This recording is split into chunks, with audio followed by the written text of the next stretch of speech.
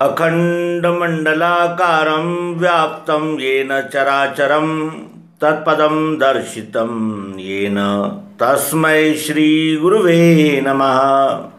अज्ञानान्धस्य लोकस्य ज्ञानाञ्जनशलाकया चक्षुरुन्मीलितं येन तस्मै श्रीगुरुवे नमः।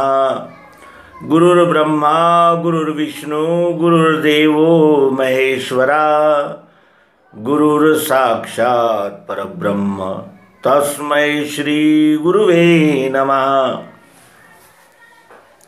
अध्यात्म विश्व विज्ञान यूट्यूब चैनल पर उपस्थित अपने प्रिय मित्रों का हार्दिक स्वागत और समादर करते हुए उन्हें सर्वप्रथम बधाइयाँ दे दें, अभिनंदन करें कि उन्होंने सर्वांग योग मालिका के हमारे परिश्रम को सार्थक ठहराया और इस सर्वांग योग मालिका का लाभ उठाते हुए आज सर्वांग योग के विषय में जो उन्होंने जागृति पैदा कर दी है उसी का ये परिणाम है कि भक्ति जो एक ऐसा विभाग था सोच का कि जिसमें अनेक मार्ग खुलते थे। कोई कहते हैं कि इसी दिन को इसी समय इसी स्थान पर आकर हाथ जोड़ने से प्रार्थना की जाती है, उसे भक्ति कहते हैं।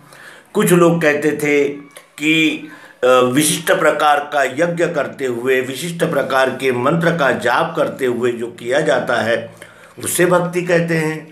कुछ लोग कहते थे कि इस दिन इस प्रकार का उपवास करने से भक्ति होती है। कितने यानी प्रकार उसमें उभर कर आते थे, लेकिन सर्वांग योग के अभ्यास से ये निश्चित हो गया है कि वो भक्ति नहीं थी। भक्ति को प्राप्त करने के लिए हमारे चित्त शुद्धि के वो उपाय थे। जब तब साधन, इनसे हमारा चित्त शुद्ध होता है। जिस तरह शुद्ध भूमि में ही कोई भी फसल लगाई जाती है, कोई बीज बोया जाता है, उसी प्रकार हमारा जब तक चित्त शुद्ध न हो तब तक हम उसमें सुविचार और सत्य का बीज नहीं बो सकते। काश्तकार सबसे प्रथम अपनी जमीन को उलीचता है, उसमें का कचरा और जो यानी अनेक प्रकार के जो यानी फसलों के कटने के बाद जो बचे हुए अंश रहते हैं उनको वो निकाल लेता है, जिससे जमीन उर्वरा होती है, शुद्ध होती है। उसी तरह ये चित्त भी अनेक मतों, पंथों, ग्रंथों, संप्रदायों के विचारों से पूर्वग्रह दूषित हो जाता है और उन पूर्वग्रह दूषित जो हमारा मानस होता है उनको जब हम उलीचते हैं तो जो सार्थक है वो रह जाता है और जो अंधश्रद्धा, अंधविश्वास, अंधानुकरण, इस प्रकार का जो कचरा होता है वो निकल जाता है। और जब मनुष्य ईश्वर ने दिए हुए साधनों से ईश्वर के विषय में विचार करता है, ईश्वर को जानने का प्रयास करता है, तभी उसे सद्मार्ग का प्रकाश दिखता है। जब तक वो अपने मत पंथ संप्रदायों में जकड़ा रहता है और उसकी दृष्टि संकुचित रहती है, तब तक वो केवल एक कट्टर पंथाभिमानी ही रहता है, सत्य का साधक नहीं बन सकता। सत्य का साधक बनने के लिए हमें सर्वप्रथम सुने हुए और माने हुए अनेक प्रकार के विचारों से अपने आप को निकाल लेना पड़ता है और उसे ही चित्त शुद्धि कहते हैं। उपवास करते हैं तो उससे क्या होता है कि जिस देवता के नाम पर, जिस संत के, महंत के, जिसके भी नाम पर हम उपवास करते हैं उस विभूति का हमारे मन में चिंतन चलता है और विभूतियाँ किसी न किसी सुविचार सद्गुणों को धारण की हुई रहती है। उन्हीं सद्गुणों का उस विभूति के माध्यम से हम चिंतन करते रहते हैं, जिससे हमारे मन का मैल, छल कपट, बेईमानी, धोखेबाजी, गद्दारी और बेवकूफ़ी का मल निकलने लगता है। कुछ लोग कहते हैं ये मंत्र जपो। मंत्रों में क्या होता है? मंत्रों में कोई न कोई संदेश या किसी न किसी महान विभूति का नाम होता है, जिसके रटन से हमारी जीवा भी यानी पवित्र हो जाती है, हमारा मन पवित्र होता है और बुद्धि में उस विभूति के विचारों का, उसके चरित्र गुण ज्ञान का चिंतन होने से हमारा जो चित्त है वो स्वच्छ होने लगता है, हमारा मन निरपेक्ष और निर्मल होने लगता है। लाभ तो है, लेकिन ये केवल जमीन को उपजाऊ करने से फसल नहीं मिलती। जमीन में बीज बोने से और उस बीज का रक्षण करते हुए, उस फसल का रक्षण करते हुए जब हम यानी चलते हैं, तब हमें उस फसल की प्राप्ति होती है, लाभ होता है। उसी तरह चित्त शुद्धि के लिए ये अनेक प्रकार के कर्म हमारे पूर्ववर्ती ऋषियों मुनियों ने हमारे लिए निश्चित कर रखे हैं और कहा है कि आप इसे करो, जिससे आप में जो यानी जो मलिनता होगी वो निकल जाएगी, आपका चित्त जो है वो सात्विक शुद्ध होने लगेगा, ग्रहणशील बनेगा। ये उनका उद्देश्य था। हमने उसी को भक्ति जानकर हमने केवल गीत गाना और उपवास करना, यज्ञ करना, इस प्रकार के कर्मों को ही भक्ति कहा और उसी में लिप्त रहे। और जैसे कोई अगर चेन्नई जाना चाहता है और वो उत्तर की दिशा में जा रहा है तो कितने वर्षों में चेन्नई पहुंचेगा? वो चेन्नई जाएगा ही नहीं। ये भ्रम जरूर बना रहेगा कि मैं चेन्नई जाने के लिए निकला हुआ हूँ। उसी तरह जब हमें भक्ति को जानना है, भक्ति करना है, तो भक्ति मार्ग से ही जाना होगा। और भक्ति मार्ग को जाने के लिए एक ही मार्ग है और वो है प्रत्यक्ष यथार्थ विज्ञान मार्ग। क्योंकि विज्ञान मार्ग ही ऐसा है जिसमें संशय, भ्रम और अनेक प्रकार की मान्यताएं, आढ़त्यताएं, पक्षपात का कोई विचार नहीं होता। वो केवल प्रयोग और प्रत्यक्ष पर ही आधारित होती है। और जैसे गंगा में स्नान करने से हम पवित्र हो जाते हैं, ये भावना है, तो गंगा में स्नान करने से हम पवित्र नहीं होते, हमारा शरीर धुलता है, हमारा शरीर पवित्र होता है। लेकिन गंगा किनारे जो सत्संग चलते हैं, उनका श्रवण, मनन, निधिध्यासन करने से हमारे अंदर का मैल शुद्ध होने लगता है। बहाना गंगा स्नान का है, लेकिन उसके पीछे दृष्टि सत्संग की ही होती है। हमारे पूर्ववर्ती मनीषियों ने अनेक बहानों और अनेक प्रकारों से हमें सत्संगति, सुविचार की ओर प्रेरित करने का सदैव प्रयास किया है। लेकिन हम उनके नाम को लेते हुए, उनकी प्रतिमाएं बनाकर या केवल उन्हीं का भजन करके और अपने अपने गुरु की श्रेष्ठता मान करके वहीं हमने बंधन बना लिए, मर्यादाएं डाल दी और हम वहीं रुक गए और उसी को भक्ति कहने लगे। भक्ति का अर्थ होता है सेवा। सेवा किसकी करें? हमारी प्रार्थना करने से ईश्वर की कौन सी सेवा हो जाएगी? हमारे यज्ञ में अनेक प्रकार के खाद्यान्न जलाने से किसकी सेवा हो जाएगी? क्या हो जाएगा? हमारे उपवास करने से परमात्मा की कौन सी सेवा हो जाएगी, भक्ति हो जाएगी? ये न जानते हुए हम केवल अंधानुगमन करते हुए अंधा अंधे ठेलिया दोनों कूप पड़ंत, इस सिद्धांत के अनुसार न स्वयं तरने तारने का मार्ग जानते हैं और दूसरे को भी अपने पीछे चलने के लिए बाध्य कर देते हैं। तो इतनी प्रस्तावना इसलिए है कि जिसे हम भक्ति कह रहे हैं वो भक्ति नहीं है। भक्ति का अर्थ होता है सेवा। और जब तक हमें जिसकी सेवा करनी है हम उसे नहीं जानते तो फिर सेवा करेंगे किसकी? जब तक हम उसको नहीं जानते तब तक सेवा नहीं हो सकती। इसीलिए सर्वांग योग हमें विश्वरूप परमात्मा का यथार्थ प्रत्यक्ष परिचय देता है और उस यथार्थ परिचय के बाद ही परमात्मा कौन है, कैसा है, कहाँ है, इसका हमें पता चलता है। और जब हमें उसका दर्शन होता है तभी हम उसकी सेवा में संलग्न होते हैं। तो आइए भक्ति मार्ग की ओर चलें। नवधा भक्ति आदि अनेक प्रकारों से इससे संतों ने गाया है। हम उस भक्ति को प्राप्त करेंगे जिस भक्ति को प्राप्त करने से इस जीव का तरण तारण हो जाता है, जीव बंधनों से छूटकर उस विश्व विधाता में ही विलीन हो जाता है। और भक्ति मार्ग का हम अवलंबन करना चाहते हैं, भक्ति को जानना चाहते हैं और भक्ति के द्वारा ही मुक्ति मिलती है, ये हमारे पूर्वापार चले आ रहे संकेत हमें बताते हैं। वो भक्ति क्या है, इस विषय में श्रीमद् भगवद गीता का मार्गदर्शन अब हम प्राप्त करेंगे। श्री कृष्ण जी, योगेश्वर श्री कृष्ण श्रीमद् भगवद गीता के 12वें अध्याय में कहते हैं कि संयमेन्द्रिय ग्रामं सर्वत्र समबुद्धयः ते प्राप्नुवन्ति मामेव सर्वभूतहिते रतः। सर्वत्र समदृष्टि है, भूतों के हित में रहे, वश में इंद्रियां जिससे वह भी मुझ में मिले।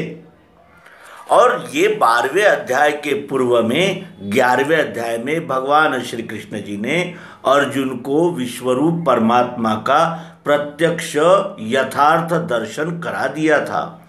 और उसके बाद ये भक्ति योग नाम का श्रीमद् भगवद गीता का 12वां अध्याय है। यानी सर्वप्रथम हमें उस विधाता का परिचय प्राप्त कराना होगा जो हमने सर्वांग योग के द्वारा प्राप्त किया। अब हम जानते हैं कि पृथ्वी जल अग्नि वायु आकाश, मन बुद्धि और अहंकार ये विश्वरूप परमात्मा का साकार स्वरूप है और उसमें भरा हुआ ओतप्रोत प्रियत्व, चाह, जरूरत, अस्तित्व, यही आत्मा है जो निराकार है। और इन दोनों का एकीकरण नाम में हो जाता है। नाम लेते ही इसमें के शब्द, स्पर्श, रूप, रस, गंध और सतोगुण, रजोगुण, तमोगुण और वो चाह, जरूरत, प्रियत्व, रूप, मिठास, ये 2 भाव और इन दोनों भाव का लय करने वाला तीसरा भाव नाम।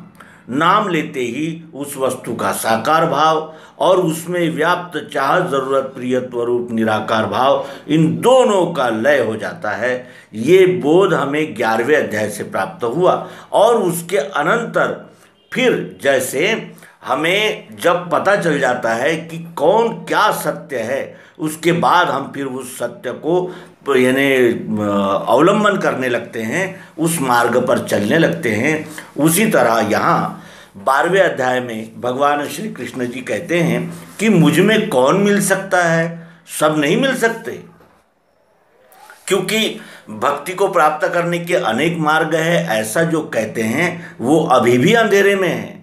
क्योंकि भक्ति को प्राप्त करने का एक ही मार्ग है और वो है सत्य का मार्ग।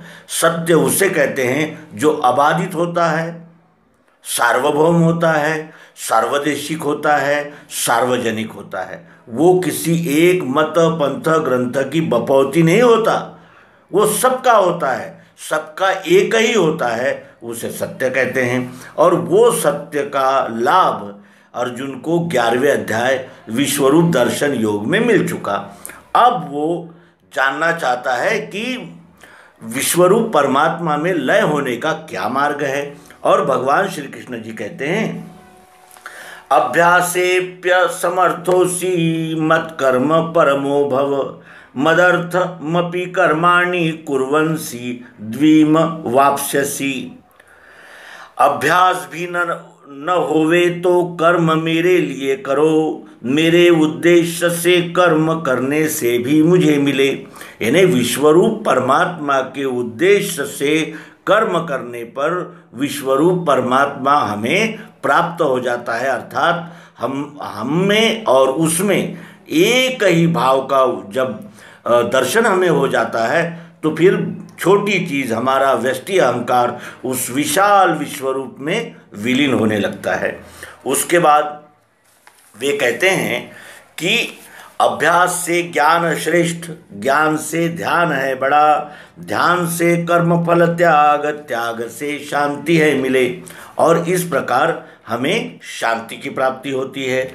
उसके अनंतर भगवान श्री कृष्ण जी कहते हैं कि मुझे कौन मिल सकता है इसमें, इस विषय में तो मुझ में वही मिल सकता है जो एक तत्व का, पिंड से ब्रह्मांड तक एक ही तत्व है, एक ही मिट्टी से घड़े, सुराही, अनेक प्रकार के बर्तन बने हुए हैं, ये जो जानता है उससे ही मैं प्राप्त होता हूँ, क्योंकि उसने मिट्टी को जाना।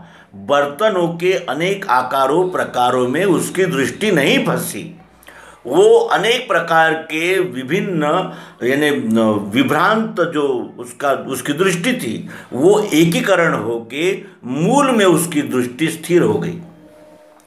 मूल में दृष्टि को स्थिर करना ही दिव्य दृष्टि है। दिव्य दृष्टि उसे कहते हैं जो हमें उस मूल वस्तु के मूल तक जाने में सहायता करती है, मूल तक पहुंचा देती है, उसे ही दिव्य दृष्टि कहते हैं। और अब हम विश्वरूप परमात्मा का दर्शन कर चुके हैं। अब विश्वरूप परमात्मा का दर्शन तो हमने कर लिया, लेकिन अब उसकी भक्ति करना है। तो भक्ति के लिए क्या करना पड़ेगा? और जैसा हमारे पास जो पूंजी है, हम उसी पूंजी से कुछ भी खरीद सकते हैं, कुछ भी कर सकते हैं। उसी तरह हम में जो गुण होगा, उसी गुण से हम इस विश्व विधाता की सेवा कर सकेंगे। और हम में कौन कौन से गुण हैं ये दूसरा हमें नहीं बता सकता, ये तो इसका पता तो हमें ही खोजना होगा कि हम में क्या है। जो हम में है वही हमारा है, और जो हम में है वो हमारे पास है, और उसी के सहारे हमें विश्वरूप विधाता की सेवा करनी है। तो हमारे पास क्या है, इसकी खोज में जब हम चलते हैं तब हमारे ध्यान में आता है कि ये विश्व में, इस विश्व का हर घटक 3 गुणों में ही है। न तदस्ति पृथिव्यां वा दिवि देवेषु वा पुनः सत्वं प्रकृतिर्जैर्मुक्तं यदेवी शास्त्रीभिर्गुणे। प्रकृति से होने वाले गुणों से 3 मुक्त है, ऐसी वस्तु धरती में, सुरों में, स्वर्ग में नहीं। 3 गुणों में ही आबद्ध है ये सारा विश्व। और हम किस गुण के हैं और उस गुण का क्या उपयोग है? क्योंकि गुण और विकार, जैसे एक ही वस्तु के अनेक उपयोग होते हैं। जैसे कोई माचिस की तिल्ली है, उस माचिस की तिल्ली से हम चूल्हा जलाकर दाल भात बना सकते हैं, हमारी भूख शमन हो सकती है। और उसी माचिस की तिल्ली से हम घर जला सकते हैं, जिससे कोई बेघर बार हो सकता है और वो बर्बाद हो सकता है। तो उसी तरह गुण और विकार, यदि हम में सत्व गुण है तो उसके विकार क्या है? काम। काम ये उसका प्रमुख विकार होता है। और अगर काम नहीं है और सत्वगुण है तो वो शुद्ध हो गया। उसी तरह रजोगुण का है। रजोगुण क्या है? लोभ। लोभ रजोगुण है। अगर उसमें समष्टि का पालन पोषण करने का लोभ है तो वो लोभ योग्य है।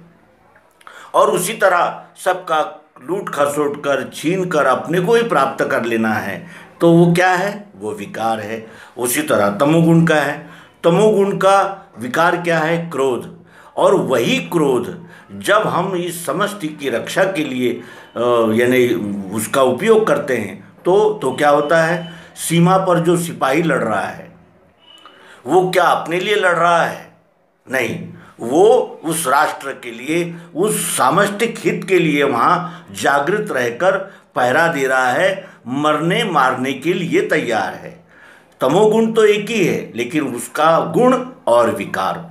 तो अपने में कौन से गुण का प्राबल्य है ये हम जान लें, और उसके बाद हम में कौन से विकार है, उस गुण का मलिनत्व, शुद्ध और मलिन। यदि वो गुण शुद्ध है तो वो समष्टि के उपयोग में आता है, यदि वो गुण यानी मलिन है तो वो समष्टि के शोषण के कार्य में लगता है। ये हमें अंदर ही देखना होगा, अपने आप को जांचना होगा, जानना होगा, तभी हमें दिखेगा कि हम में कौन सा गुण है और उसका उपयोग क्या है। भगवान श्री कृष्ण जी कहते हैं कि 3 गुणों में ही ये सारे विश्व के संपूर्ण घटक उपस्थित है। और अब 3 गुणों में तो सभी यानी उपस्थित है, लेकिन हम में कौन से गुण हैं तो उसके लिए भगवान श्री कृष्ण जी मार्गदर्शन करते हैं कि ब्राह्मण क्षत्रिय विषाम शूद्राणाम च परंतप कर्माणि प्रविभक्तानि स्वभाव प्रभवैर्गुणे। ब्राह्मण क्षत्रिय वैश्य और शूद्र परंतप इनके कर्म है भिन्न स्वभाव गुण से हुए। ये ब्राह्मण क्षत्रिय वैश्य शूद्र इनके कर्म अलग अलग है। क्यों? क्योंकि ये स्वभाव और गुण से होते हैं। स्वभाव और गुण एक जैसे सबके नहीं होते, इसीलिए भिन्न भिन्न है। विश्वरूप परमात्मा की सेवा करने के लिए ये 4 ही मार्ग है, 5वां कोई मार्ग नहीं है। स्वकर्म द्वारा सेवा करना ही भक्ति है और उस सेवा के ये 4 रास्ते हैं। अपने अपनी योग्यता को पहचान कर अपनी अपनी योग्यता के अनुसार हम विश्वरूप परमात्मा की सेवा अर्थात भक्ति करने के मार्ग निश्चित करें। अब आगे कहते हैं कि शमोदमस्तपः शौचम क्षान्तिरार्जवमेव च ज्ञानम विज्ञानमास्तिक्यम ब्रह्म कर्म स्वभावजम। शम दम तप शौच शांति और सुशीलता, ज्ञान विज्ञान आस्तिक्य ब्रह्म कर्म स्वभाव से। शम दम तप शौच शांति और सुशीलता, ज्ञान विज्ञान आस्तिक्य ब्रह्म कर्म स्वभाव से। ये ब्राह्मणों के कर्म है। कौन से? शम अर्थात शमन करना, दम अर्थात दबाना, तप अर्थात साधना करना, किसी ज्ञान को विज्ञान को प्राप्त करने के लिए प्रयास करना, शौच यानी शुचिता, अपने शरीर को शुद्ध रखे, अपने मन को शुद्ध रखे, अपने बुद्धि को चित्त को शुद्ध रखें। शांति, कितना भी कठिन समय आए लेकिन उसकी शांति जो है वो अचल रहती है, वो डुलमुल नहीं होती। सुशीलता, उसमें चारित्र्य का तेज होता है, चारित्र्यवान होता है। ज्ञान, ज्ञान किसे कहते हैं? जानकारी। जो जानकारी देगा उससे पहले जानकारी लेनी होगी, जो लेगा वही तो देगा। विज्ञान, विज्ञान किसे कहते हैं? प्राप्त जानकारी को अनुभव की कसौटी पर कसकर अनुभव से योग्य बातों को ही अंगीकार करना। जानकारी तो सभी है लेकिन कुछ रोचक भी है, कुछ भयानक भी है, लेकिन उस रोचक भयानक से निकलकर यथार्थ में जांच परख कर उस ज्ञान को विज्ञान बनाकर अपनाना और दूसरे को देना। उसके अनंतर आस्तिक्य है। आस्तिक्य किसे कहते हैं? जब हम विश्वरूप परमात्मा का एक एक कण में प्रत्यक्ष प्रयोग द्वारा अनुभव ले चुके हैं, दर्शन कर चुके हैं, तो फिर एक एक कण के साथ हमारा व्यवहार कैसा होना चाहिए, उसे आस्तिक्य कहते हैं। उसे यह विश्व ही परमात्मा है, इस बात की पक्की आस्था हो गई है, वो ब्रह्म कर्म स्वभाव से। ये ब्राह्मणों के कर्म हैं जो सतोगुणी स्वभाव से होते। अब हम अपनी ओर देखें, हम तो जाति के, पाति के, प्रमाण पत्र के ब्राह्मण बने हैं और ये गुण अगर हम में नहीं है तो क्या हम विश्वरूप विधाता की नज़र में ब्राह्मण हैं? नहीं है। क्यों? क्योंकि जाति के ब्राह्मण का स्वभाव और गुण अलग अलग हो सकता है। क्योंकि ब्राह्मण के घर पैदा हुआ उसे ब्राह्मण कह देना ये श्रीमद् भगवद गीता को मान्य नहीं है। श्रीमद् भगवद गीता कहती है कि इस प्रकार के 9 कर्म जिसमें है वही ब्राह्मण है और उसका कार्य ज्ञान विज्ञान देना है, यही उसकी भक्ति है। उसके अनंतर शौर्य, तेज, धृति, दाक्ष, युद्ध से भागना नहीं, दान, ईश्वर का भाव, क्षत्रियों का स्वकर्म ये।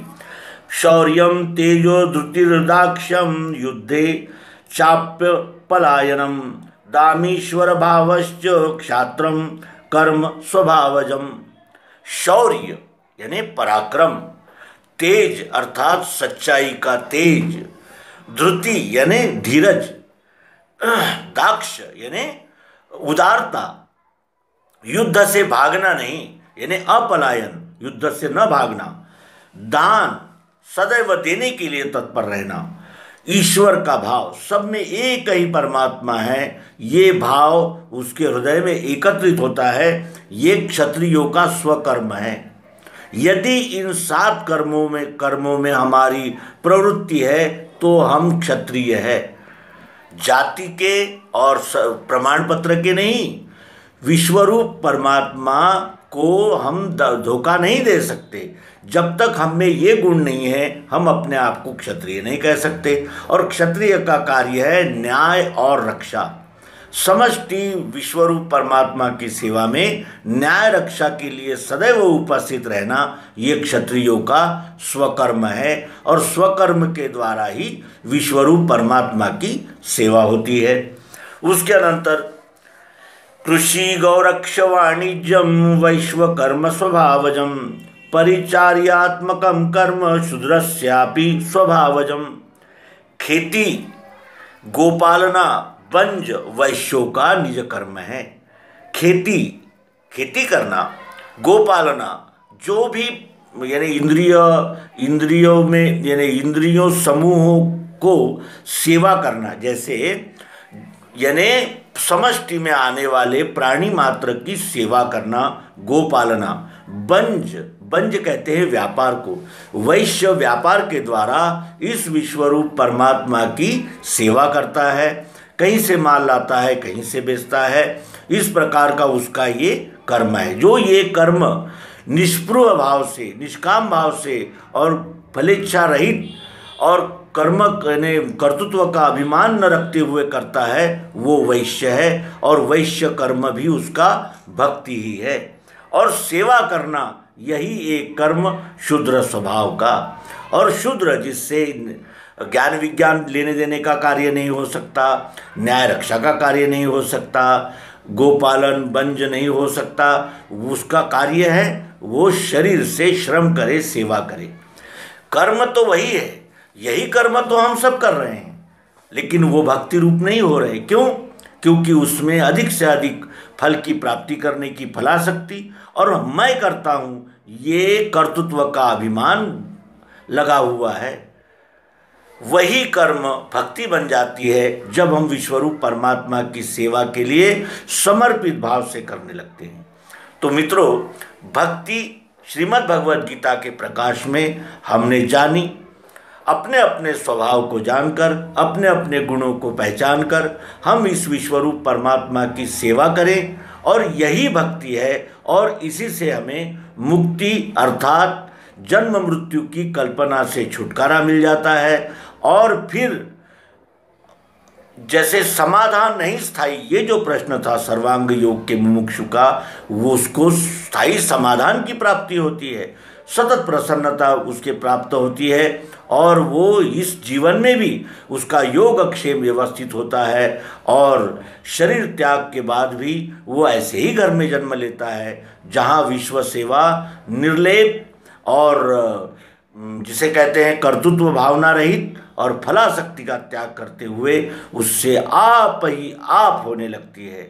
और जानत तुम ही होई जाई, वो विश्व रूप बन जाते हैं। इस प्रकार सद्गुरु ने भक्ति मार्ग का हमारे लिए यानी आदर्श प्रस्तुत किया है। हम भी उस पर चलने का यथामति यथा संभव प्रयास करते रहेंगे। और हम सब उस विश्व विधाता की प्रामाणिक ढंग से और निष्पृह रीति से सेवा करते हुए उस परम पद को प्राप्त करेंगे। इन्हीं सदिच्छाओं के साथ इस अंक को समापन करते हैं। नर्मदे हर, त्रुटियों के लिए क्षमा चाहते हैं और कमेंट बॉक्स में आपकी प्रतीक्षा में हैं। धन्यवाद। नर्मदे हर।